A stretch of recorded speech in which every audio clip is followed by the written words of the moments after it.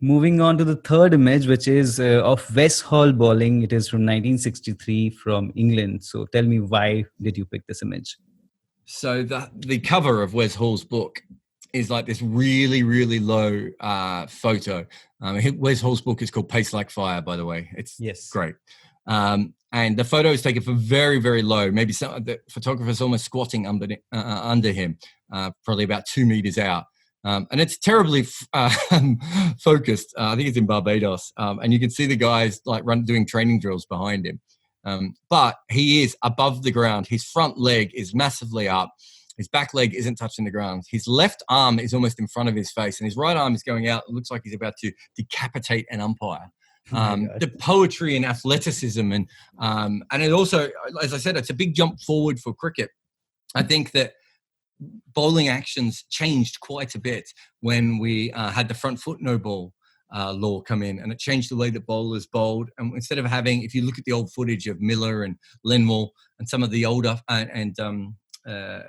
the bodyline bowlers, they have, they're very slingy and very low with these huge strides, and then suddenly you have these different kind of creatures come out after that, and for a bunch of reasons. I don't think Wes Hall was necessarily about the front foot no ball, but Wes Hall sort of became the prototype of what a bowler would become. This 6'5", tall, athletic, rangy sort of bowler who would then bounce the ball higher. Before that, bowling was more about swing and pace, and suddenly it became about bounce and athleticism a little bit more. So it just changed the way that the game went. And then you have this magical image of this man in mid-flight. And we don't even have that many photos of Wes Hall doing this. True. So there's only a handful. It was funny before I sent you one, I was trying to find like if that was a modern bowling action, there'd be like 1,000 of that, because it's so poetic and it doesn't look like other bowling action.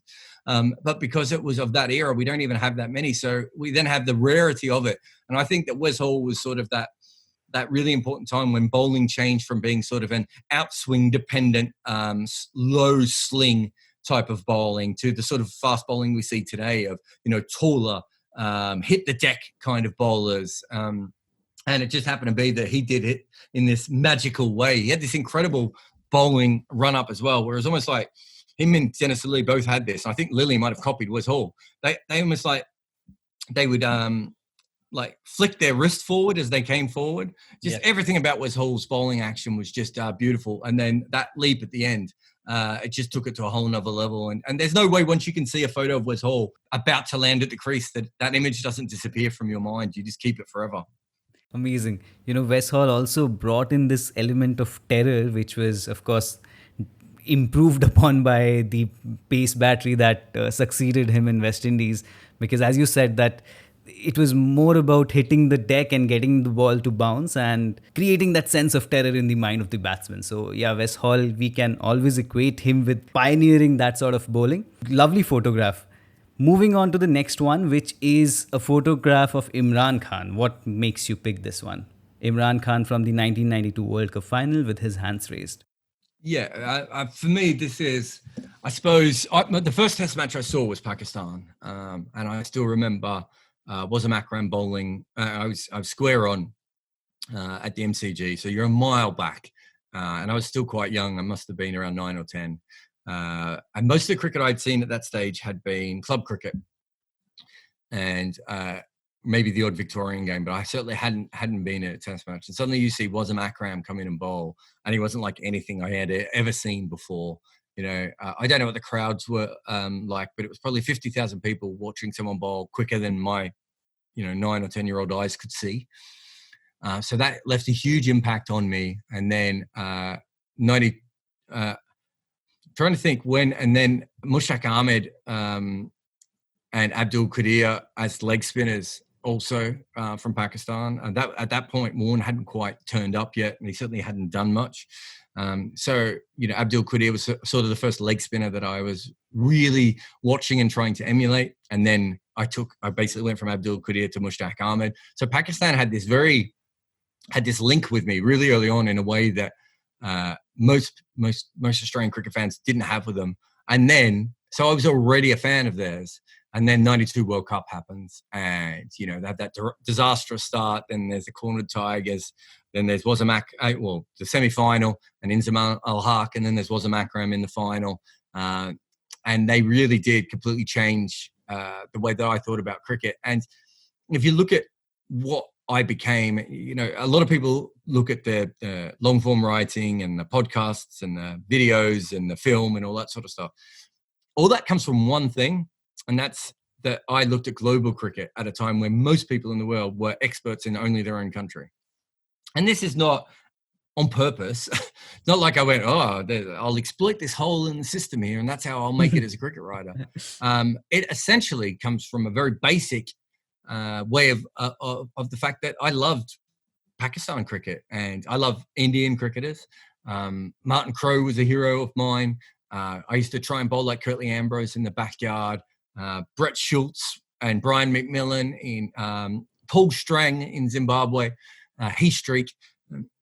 I always had this. I just loved cricketers of different countries, and Australian cricket is, especially Australian club cricket, it's very monoculture.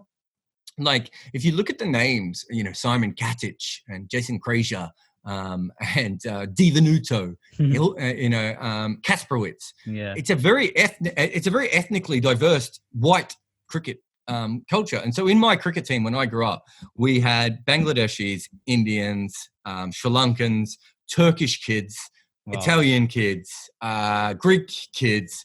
We had Bangladeshi Muslims and Albanian Muslims. Do you know what I mean? It was such a wide variety of backgrounds. And so many of the kids, their parents had no cricket background, but everyone kind of still played in a very similar Australian style. Divanuto might be Italian, but he doesn't play cricket in an Italian-Australian way. He plays in a very Australian style. He's got a really strong drive and a lovely pull shot, if you know what I mean. And Kasprowitz, he's a proper first change Australian bowler. And so what you found when you watch cricket and you watched the way that Martin Crowe captained, for instance, and the way that Abdul Qadir played, and the way the West Indians played, all these different things sort of came in. And for me, that was just so fascinating as a cricket fan. And it really all started there. And had Pakistan not won that World Cup and Australia had done well and Australia had gone on to win it, or I'm not sure I would have followed those things as closely and I would have got involved in them. And then, the next World Cup was Sri Lanka, and that had another big effect on the way that I thought about cricket as well. And so all of those things were so big. So that sort of Imran Khan of having his arms raised in the air was just a very important moment, I think, for me as a cricket fan. Interesting. That's an interesting way to relate to different cricket countries and follow their cricket, because it happens when you grow up. You are so much fandom around certain cricketers of your country, and especially in India, it's always limited to a few batsmen most of the times. So it narrows your vision a lot. But yeah, Imran Khan, what an interesting character. About Imran Khan, one thing that like when I think of Imran Khan and the World Cup win, one thought that I have often fiddled with is, would Imran Khan become the Imran Khan had it not been for that night? I mean, his captaincy records are not exactly the most impressive, be it the ODIs or Test. So do you think the legend of Imran Khan would have been drastically different had it not been for that night in Melbourne? What are your thoughts? It's funny you say that, because the only reason that Pakistan didn't get more respect in the 80s is because of the West Indies. Pakistan in the 80s as a Test team were incredible. Go back and have a look at their record. Consider this. Before then, they basically, all they'd ever really done is beat New Zealand a lot. Yeah. I think they'd beaten New Zealand 4 times. They'd beaten Australia in a one-off test. They'd never beaten England. They'd beaten West Indies once and India once in series wins, right? Mm-hmm. I'm talking about now. They were a very ordinary team. And now have a look at their record in the 80s. They pushed the West Indies. I think on rankings, I don't think I'm wrong here. I think they might have even flirted with being number 1 at times. If you go to looking at historical rankings data, and the fact that they were if you were number 1 or even close to number 1 in that period, when the West Indies were that good, it shows you how good they were. But because the West Indies were there, we didn't really notice it. And Imran Khan is, we in cricket, we always look at someone's end record, don't we? Yeah. What did they end up averaging? look at Imran Khan for almost a 10-year period from the early 80s until the early 90s, and then from a little bit of a later period from the middle 80s to the early 90s, he averaged over 50 with the bat in Test cricket and under 20 with the ball. The only player who's ever had a period that dominant for that long in Test cricket is Don Bradman. They were essentially, when you look at their numbers alone, and purely on numbers, they were worth two greats in a cricket team at once, right? Yeah. That's how good was a macro. That's how good Imran Khan was. But we weren't following global cricket to a way that people realized that at that point. Pakistanis knew how good he was. Indians probably did because he played against them and destroyed them 8 for 60 and all that sort of stuff. Yeah. And he was seen as more of a, like, if you look back at the coverage of him, he was seen as this weird playboy cricketer in England and Australia. It's not that people never said he wasn't talented, obviously. And everyone always said he was talented. But at that point, we didn't have a way to say he was the best cricketer in the world and build an industry around him the way that you would have now.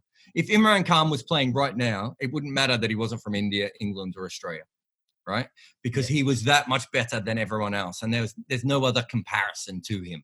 I mean, he was worth he's 2 Babar Azams, right? And look at the impact that Babar has made in 2 good years of Test cricket, and three or four good years of one-day cricket.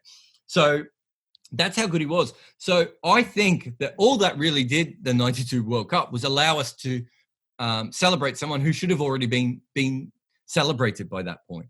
It's just that we couldn't because the West Indies had been so good and we didn't have the structure. I mean, the fact that the West Indies broke through and were that good and were that celebrated is, just proves how dominant they were. I don't think looking back, the New Zealand team of the 80s and the Pakistan team of the 80s were completely overlooked. And Pakistan only gets their due because of the World Cup win, whereas New Zealand never really gets their due outside of Hadley and a little bit for Crowe because they bottled the World Cup, didn't they? Do you know what I mean? I mean, they were probably the best team in that World Cup. They were probably better than Pakistan over the entire tournament, and they bottled it. And they're now not looked at as this great team, whereas actually, again, they came from even further back than Pakistan in the 80s through to the early 90s. I just don't think we put it in proper context. So, this was the perfect closure to a great career. Yeah. So if you look at it that way, had it not happened, I think you're right. But I think they actually did brilliant things in the 80s and people just weren't paying the right kind of attention in a way that perhaps still happens today. I mean, look at South Africa. South Africa put together one of the best runs of Test cricket history by not losing away from home for so long. I mean, teams just don't do that, especially now when there's so much travel and you don't get to prepare. But they didn't win a World Cup in the middle of it, and these things matter. Moving on, the next photograph is of your father playing a defensive drive. Yeah, I mean, the fact that you can't actually say what shot it is sort of shows you that he's not a batsman. He's kind of on his back foot. Yeah, he's kind of on his back foot, my father, trying to push the ball forward. So he didn't really have much of an idea when it came to batting. He played cricket his entire life, and I don't think he ever owned a bat.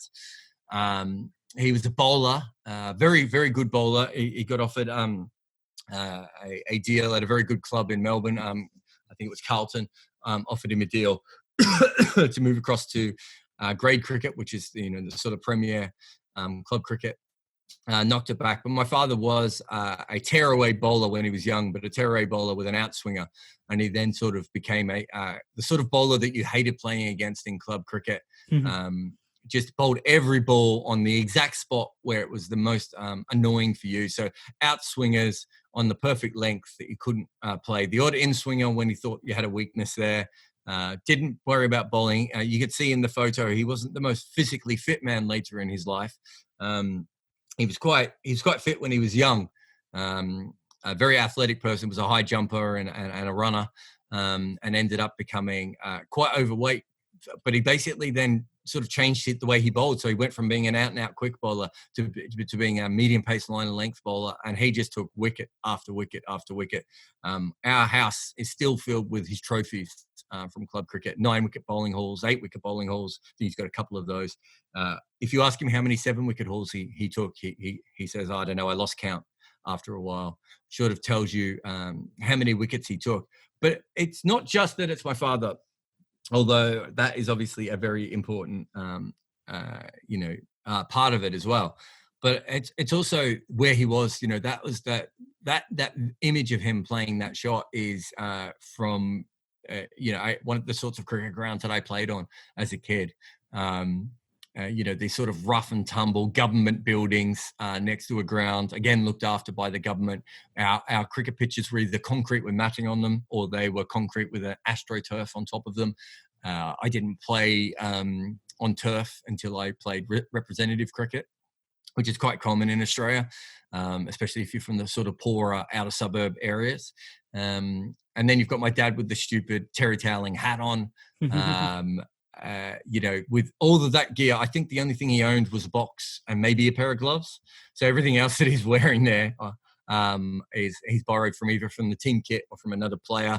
That's the kind of cricket that I came up on. And my family was hugely involved in cricket. We played with the Camberfield Cricket Club, which sadly looks like it's going to be closed forever.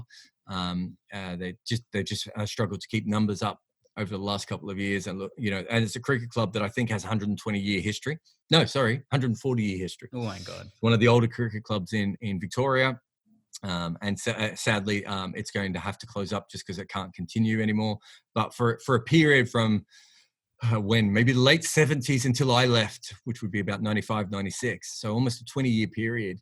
My parents were, my father was the vice president. My mother was the secretary, I think. My auntie was the treasurer. My uncle was the president. My other uncle played. My cousin played a couple of games for the club as well. So there were 5 of us, I think, that played. Another two or three of us who were involved in committees. So about eight to 9 of us, maybe altogether, involved in that club. Kimberfield was often referred. It was often referred to as Kimberfield rather than Camberfield. So much was my family involved, and that's really the cricket that I learnt to love, which is why, it's probably why another reason why I love global cricket so much was I wasn't brought up to love the Australian cricket team first. I was brought up to love Camberfield Cricket Club first. So Camberfield was my first love. My second love was probably Victorian cricket, and Australian cricket became my third love. So it was, for me, cricket it was playing it and learning it and getting to the nets. When I played senior cricket when I was still a junior. And I would train on Tuesdays, Wednesdays, and Thursdays. Eventually, my dad had to pull me back because he was worried I was going to get overexposed to it. But if he would cancel a training session for me, I'd just go down to the local concrete nets and play with my mates until literally we would play until the cricket balls would disintegrate. Wow. So, and if you've ever played on concrete nets, it doesn't, it takes a little while. But you'd start with a brand new ball, or a ball that you'd stolen from the nets or you'd stolen from somewhere. And you'd start with that and you'd bowl quick for the first day and a half with it. And then you'd bowl spin and we'd rotate through the balls in that way. And, so you had the wrist spinning ball, the finger spin ball, and the medium pace and seam bowling. And so that is the cricket that I grew up in, borrowing stuff, mismatching whites, silly hats like my father wore. All those sorts of things, and if you look at that particular photo, the grass is overgrown around where he's playing. Yeah. And there's no training nets at that ground. So that is just a pathway that they've turned into a throwdown area before he goes out to bat.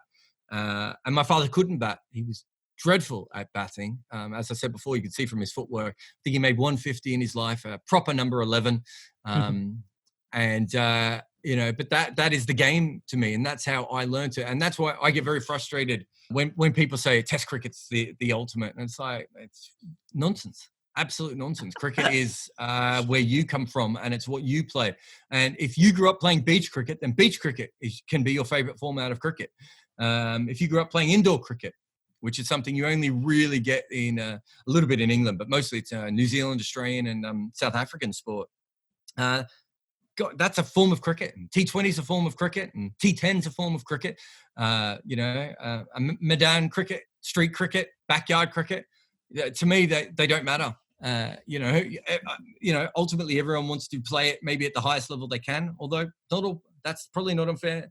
Not all people that want to. And what about disability people who can't even play cricket? There's a form of cricket called tabletop cricket, which is Mm-hmm. for people who are in wheelchairs who can't even use their hands. Okay. So, paraplegics and those sorts of people. Who's to say that they're not playing real cricket? How dare you say that to them? That's the only form that they can play in: wheelchair cricket and blind cricket and deaf cricket and women's cricket. I mean, women's cricket wasn't seen as real cricket before. So for me, that photo represents kind of where I came from. And so I don't have the right to say that only Test cricket matters, and that Nepalese cricket doesn't matter, and that Brazilian women's cricket doesn't matter, and that physical disability cricket doesn't matter. For me, all cricket matters, and you play it and you love it in your own way. And it's more than fine if you play in that shitty level of outer suburbs cricket in Melbourne and you think that that's the most important cricket. And it's also just as important as you think that your favourite format of cricket is a Lord's Test match. Those two things can run together, and people can get what they want out of this game in a different way. And you can't tell me that the people playing in the back alley in Dhaka are not as passionate about cricket as the Lord's members are. That's absolute nonsense. And so for me, I was lucky enough to grow up in that environment and be passed down that thing from these legends. When people say, who were your first cricket heroes? It's watching Westy bat, this bloke that you've never heard of. It's this bloke called Kicker, who used to run our local cricket team and used to, try and help me with my footwork. It's a guy called Zoran, this random Serbian player that we had who I saw make 200 in a seniors game once. It's those sorts of people that I grew up with. It's my uncles and my father and the kids that I grew up with who learned to love the game despite the fact that it was alien to them and their culture. More often than not. And so, those are the people that I grew up playing with. The kid with the Irish accent because his parents came over from Ireland, and then he plays for Camberfield, and he ends up playing, grade cricket ones in Melbourne, despite the fact that, he started off playing in the backyard with his dad not even knowing how to throw the ball correctly to him. So that photo is my family's part in cricket, and that's what I try and stay true to all the way through all these different projects that I do, and all these different writing and videos, and whether I'm an analyst for a cricket team, it all comes back to that very basic thing of we all have this different journey and this different love of the sport. The most important thing is the game itself. That came right from the heart. Last 15 minutes were just absolute pleasure to listen to, and an absolute pleasure to read is also The Lily of Campbell Field, which you have written. It's a small novella, and I've read it. It's beautiful. I think everyone who feels this love for the game, irrespective of what level, should read it. And so amazing to hear you talk about it. And as you said, it doesn't matter what form of cricket, what level of cricket it is, what form of cricket or what level of cricket you fall in love with. That becomes the most important to you. So that was beautiful coming from you. As I said earlier, reading you has always made me smile. Now listening to you has been the same experience. Moving on to the next segment, the last segment of the show, where we talk about a photograph which was not clicked, but it is an iconic moment or a memorable moment that you might have come across. Which one would it be? It's funny, you sent this, and I'm sure I've got really good crickety answers, and there are moments that I wish there were better photos of. There are probably especially when it comes to catches. Yep. So a big problem in cricket is that the photographers had these long lenses, and essentially there's photos of the bowler and there's photos of the batsman, but it's very, very hard to get a fielder in action because of the way that it works. The camera has to move, so you get a lot of slips fielders, and you get a lot of remote photos from modern camera people. And that's probably the best answer. Is I think we've probably missed out on all the greatest catches up until maybe the 80s, and remote cameras become a bigger deal just because we didn't have enough there. But for me, it's just that the early photographers and so there's a great run of photos with Trumper where you can literally see him playing across the line.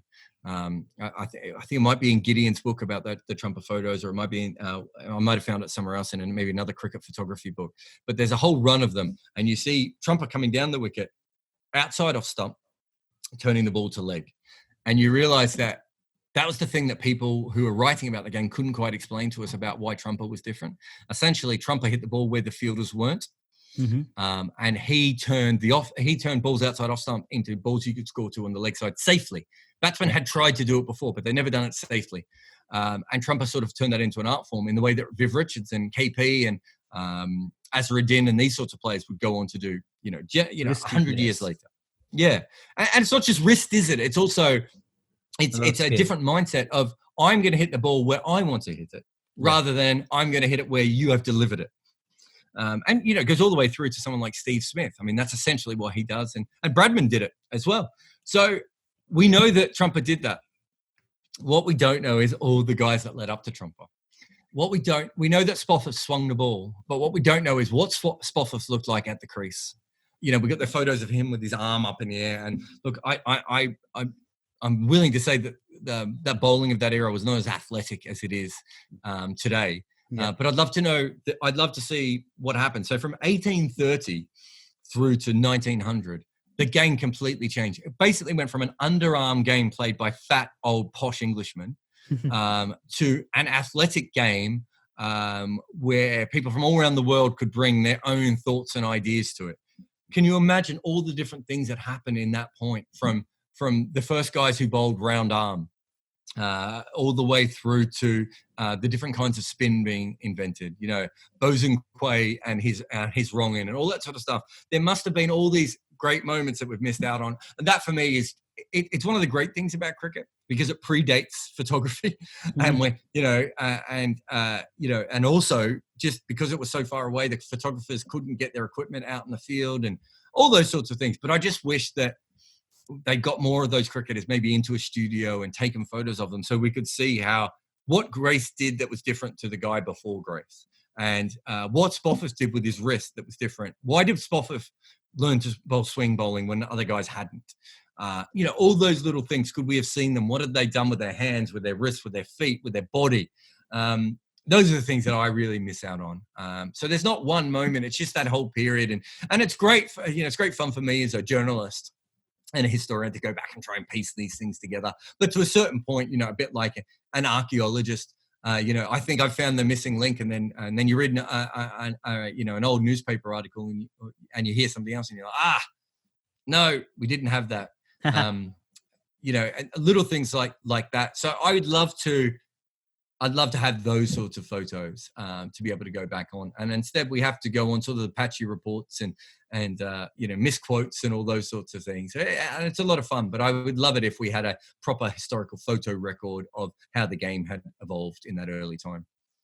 Talking about these photographs, even just think of it, Jack Iverson didn't have a long career, but would we have so much interest in his bowling had it not been for those photographs of his bowling action? So yeah, it's very important that we have those photographs, and whatever little we have, we should preserve them. There's a very important cricketer, Eddie Gilbert, who was an Indigenous cricketer who knocked the bat out of Bradman's hand. If you read the reports of Gilbert's bowling, he sounds very much like what Lasith Malinga bowled like. So a lot of bowlers in that time, he was a shorter guy, very athletic, but had this slinging action. A lot of people said he chucked, but a lot of other people said his arm moved so quickly it was actually hard to tell if he chucked or not. And then it came from very side on, which made it very hard to play when he bowled short because you couldn't duck it because it came straight at you. There aren't many photos of him in action, and this is a bowler from the 1930s. Yeah. And when you talk about the Iverson one, it's a perfect example with Iverson. If that one photo will mean that Iverson won't be a footnote. He'll always be brought back because we can see what he did. And how many cricketers are there from around the world that did things like that? We know that, the reverse sweep was around a long time before, but there wasn't great cricket photography in Pakistan in the early days to be able to capture it. True. I mean, we even know that players played switch hits back in the late 1890s. Now, we don't know how often that happened. But again, we don't have the photos to show them. And the Nutmeg, Nat Sivers shot through her legs. We know that Trumper played that, but Trumper didn't recreate it. Yeah. So just little things like that. It would be great to be able to see these things and compare them and put them all together. Leary Constantine once played a shot straight over the wicketkeeper's head. Okay. We know that happened. He talked about it in his book. Now, my guess is he got a head-high full toss and just sort of uppercut it. So it's not quite, what Marilia played and what Ryan Campbell and Dilshan did. But Wouldn't it be great if there was a photographer there taking a photo of it? And that's kind of what I'm saying, to be able to compare and contrast and see how these things are. And when the Iverson one is such an important thing because we have a photo of it and it's such a beautiful photo. And we might not know exactly how he put together all of his deliveries, but we have an idea. And I can tell you this, I don't know if you know this, other bowlers copied Iverson's technique based in part on that photo. Yeah. Gleason is a perfect example of that. We wouldn't have had Gleason if we hadn't had Iverson. And now Sandeep Lanachani, Rashid Khan, there's guys in Australia, England, India. They're learning how to all these new deliveries and how to improvise and change their action and their grip on the ball through YouTube by watching these sorts of things on YouTube. How many things did we miss out on just because of the fact that the Muhammad brothers played a reverse sweep and no one outside of the people in those games were there to watch it? Do you know? No so photographic evidence exists. Yeah. Exactly. And so the ability to have all those things is what moves our game forward. And we have to keep improvising and making the game great. Because I tell you what, if this game wasn't constantly in an evolution and improvising, we'd still be bowling underarm and we'd still have 50-year-old English gentlemen playing with 5-pound bats. And it would be a terrible game. It would be a terrible sport to watch. So the improvisation and the innovation that we've had it's something that's very dear to my heart. And that's why the Wes Hall picture, and that's why the Jack Iverson picture specifically I wanted to mention. Yeah, talking about those pictures, and I dive quite deep into these pictures from the 70s, from the 80s, and I feel so sad that there are so few pictures from Pakistan, from India, from West Indies. There is absolutely nothing from West Indies in the 70s and 80s. And you just hear the stories of how the bowlers tormented the batsmen and, how Viv Richards scored runs. But all those pictures of Viv Richards are from England, when he visited England or when he visited Australia. So it is such a sad state of affairs that, cricket wasn't photographed very well except outside England and Australia. There was great cricketing action happening in New Zealand.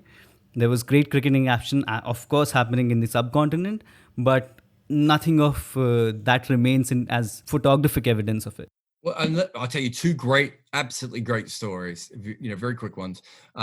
In the same series, Hanif Mohammed played perhaps the greatest regard innings that has ever been played in Test cricket when he batted for days and days and days.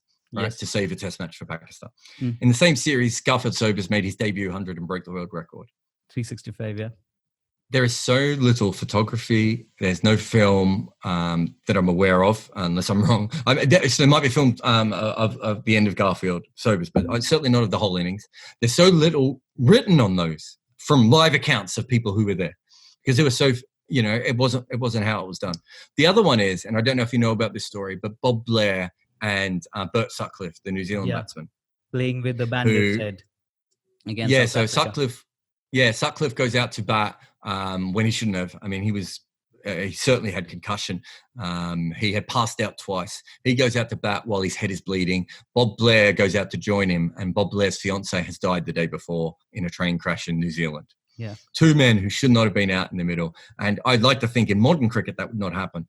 But it also shows the incredible spirit that New Zealand cricket had, despite the fact that they were terrible at the game at that point. They had two players who were willing to go out and put their body on the line when they were already losing the match. Yes. We have a couple of great photos. Yeah, I think you're right. We have a couple of great photos of Sutcliffe batting. I don't think we have much of Bob Blair going nothing out to at bat. all. I have searched everywhere I can, but there is no photo of Bob Blair. Because there's a moment where Sutcliffe goes over with the bandage on his head and puts his arm around Bob Blair. That is, much discussed. And there's, as far as I can tell, there is no video footage of that game at all. No, it wasn't filmed. And you're just like, these are major moments. And how many have we missed because we didn't have the right thing? And when people say to me now, Test cricket's in trouble, and I was like, do you have any idea how much brilliant Test cricket was played when no one was watching? Now, if a great Test match happens in Dubai, and Pakistan are playing in Dubai, and there's 8 people in the stand, we still have the ability, because of Twitter and because of video and because of the amount of writers who will be covering that game, the amount of photographers who will be there, to actually either find it while it's happening or go back and relive it. And we are in such a lucky period of time because of those sorts of things. And so much brilliant Test cricket happened, and England weren't involved, and it wasn't written about much, and Australia weren't involved, and there weren't many photos, and all those sorts of things. So I think we're in such a lucky time now where we can see all these sorts of things. And in 20 and 30 years' time, when we can go back and have a look at those sorts of moments, I just think we are so lucky. And that didn't happen before. And, the game has grown and it is global, and those countries might be overlooked, but those things will never disappear in the way that they have in past. Just one last point I would like to make to this is that, when we talk about the 1960 Tide Test, we have this definitive image in our head. And this is pretty much the only image from that match, special as far as definitive images go. So one thing that I've often thought about is that now there is so much of density as far as cricket is concerned. There is so much cricket being played. There is so much cricket being covered. Now, I don't think the matches would acquire that sort of a status as, say, a match from 1960 has. I mean, we are still talking about it 60 years down the line, because we haven't seen a lot of the action. It's all in our heads. We have gone through the scorecards. We have thought of the scenarios, but we haven't seen the action. So we have just allowed our heads to go, full throttle. But do you think, say, the 2019 test in the Ashes test where Ben Stokes scored that great century, do you think we would be talking about it in a similar way, the way we are talking about the Tide test 60 years down the line? Because there is so much cricketing action happening. There is so much, for a memory to blossom into something that would be remembered for a long time, there was a lot of time in that era. Now, I don't think there was not more than 50 days of gap between that innings of Ben Stokes and the one that he played in the World Cup final. So there are memories getting overlapped. I see what you're saying, and I don't necessarily disagree with you. But when I did my history of cricket book, one thing I didn't want to do was write a lot about the 05 Ashes or the 01 Australia-India series, because I figured that throughout the history of cricket, there must have been many series like those two series, and they just happened to because they were between India and Australia and England and Australia, and they were great series, they had been given a lot more extra coverage. Yeah. But when you actually go back, you realize how rare it is to get brilliant test series of that sort of change the game or change the way that you look at the game, and how rare it is also to see so many brilliant tests or test innings. So when we had Ben Stokes and Kusal Perera within the space of 9 months, yeah, playing those two knocks, that is because we have more test cricket being played now than ever before. But there's a high likelihood that those sorts of things are going to happen more often. It's not that chasing has got easier and that fourth innings batting is any different than it ever has been. It's still really tough, and it's still not an ideal time to be batting in a test match. But if if you have so many test matches, you're going to have so many more moments like that. Exactly. I just think that, but I also think that if you look throughout the history of the game, so what have we had? 1,000 test matches over the last, I can't remember how long was it, 15 years or something. And we had 2,000 test matches over 100 years. I can't remember the exact numbers, but it's a startling fact how many test matches we've had. Yeah, 1987 was when the 1,000 test was played between New Zealand and Pakistan. We played 2,000 test in 2011. So in 25 years, we played 1,000 tests. Yeah.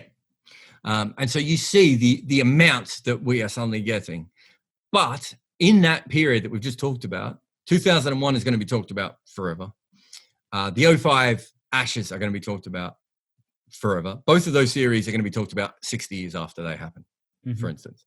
You can't tell me that Perera and Stokes innings, especially in England and Sri Lanka, aren't going to be talked about in 50 years' time. Like, I find that almost inconceivable. Now, what you might get is the next 5 guys who do it, who may not, until someone makes a 250 on the 4th day batting with the number 11 against a great bowling attack, you may not get that kind of hype because now it's been done. But those Yeah. first guys who do those sorts of things, I think, are going to step out.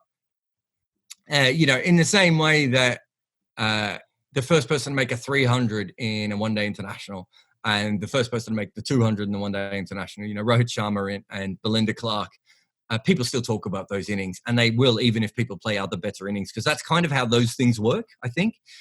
And then the truly spectacular, we're going to get more and more spectacular things that are happening. Now, the easy thing to say is, oh, that's a bit disappointing because there's going to be so much great stuff that we're not going to remember each individual one brilliantly. But the other way of looking at it is, oh my God, we're going to see so many great things happen over the next 10 years because of the amount of cricket that is played. That more people around the world from non-cricket backgrounds are probably going to get sucked into this game and are going to come across. Now, if Ben Stokes' innings love their isn't own memories. Yeah, if Ben Stokes' innings isn't remembered in 60 years' time, it would be heartbreaking. But if in 60 years' time Germany has a test team, I don't care. do you know what I mean? Like, those sorts of things are fine, I think, to a certain extent. And I think it's almost great that there's a possibility for that to happen. And we will get more and more things happening in cricket, and more countries will play. And maybe you need to be even more spectacular to be remembered. I think that's all fine. If someone somehow digs up this podcast in 50 years' time, and the Brazilian women's physical disability team has just won a medal at the Paralympics, then who cares that we've forgotten Akusa Pereira's innings? Is how I would think about that. And if not, I think we'll be in a position where those innings will be, still part of it. I think we have to move on. We have to continue to create new memories. One thing I noticed when I wrote about the history of cricket is that the truly spectacular moments and the truly spectacular players live on forever. And there are absolutely incredible greats like Aubrey Faulkner, like Herbert Sutcliffe, out there that don't get remembered. That doesn't mean they're not great.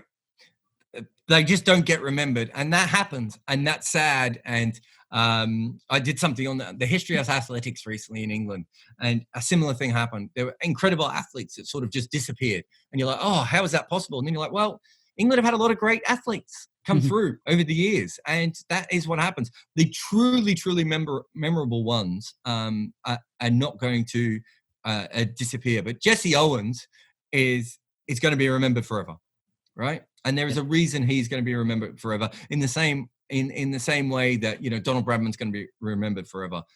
We have to accept that there are going to be absolute greats that are just, for whatever reason, just completely slip our mind, and that just happens. And they're going to be from smaller countries.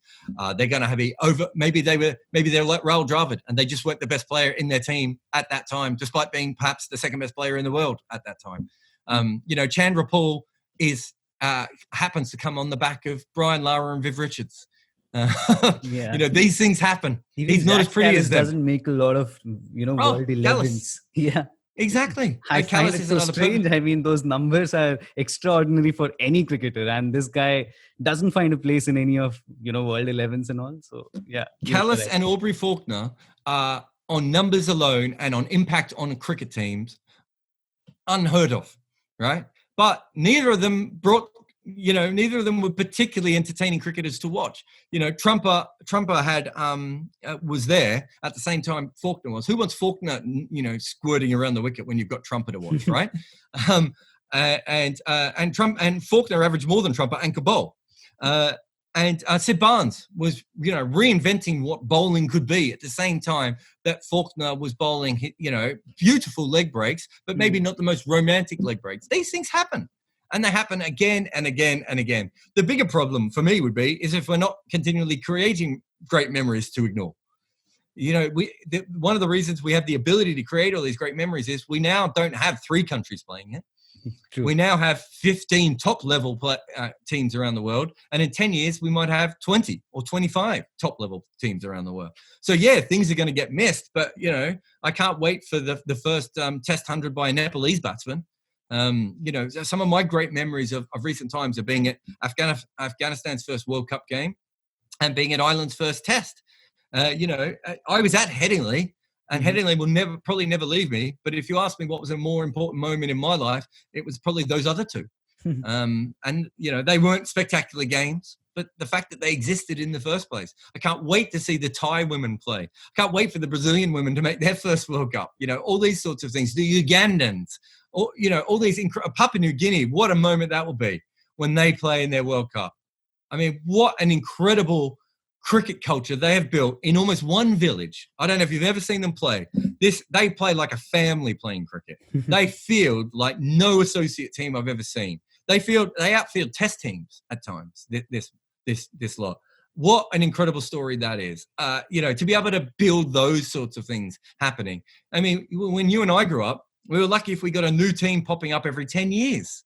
Now we have the ability to find a new dramatic, random set of cricketers over and over again. And it's brilliant. Wait until Bermuda cricket actually get their act together. Some of the talented players they have over there, if they just, think about their cricket a little bit better, it could be phenomenal. And you will love Bermudan cricketers. Just what, this weird mix of America and West Indies come together. It's beautiful. For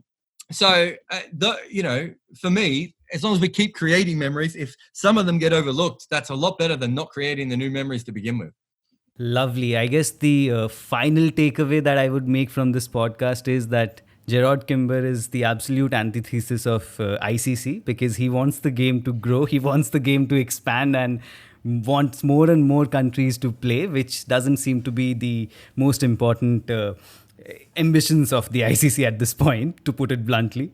But jokes aside, thank you so much, Jarrod. This was a great conversation. This was the longest podcast I recorded, and I cannot tell you how happy I am to have had this opportunity to talk to you and listen to you speak with so much passion and right from the heart. So great to have you on the podcast. Thank you so much. Cheers, mate. Good luck with everything. Bye. So that, guys, was Jarrod Kimber with us, who gave us easily the longest episode of this podcast, and also one of the most fascinating conversations revolving around photographs from the game.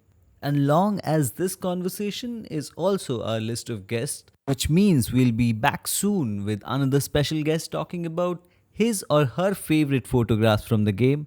In the meanwhile, you can always give us a like and subscribe to this channel and give this episode a share if you enjoyed it.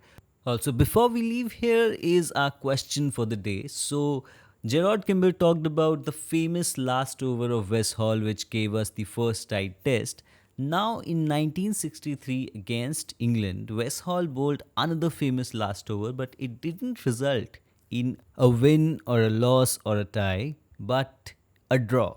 You have to tell me which batsman was at one of the ends at the end of the final over of the match wearing a plaster. Famous name with an India connection.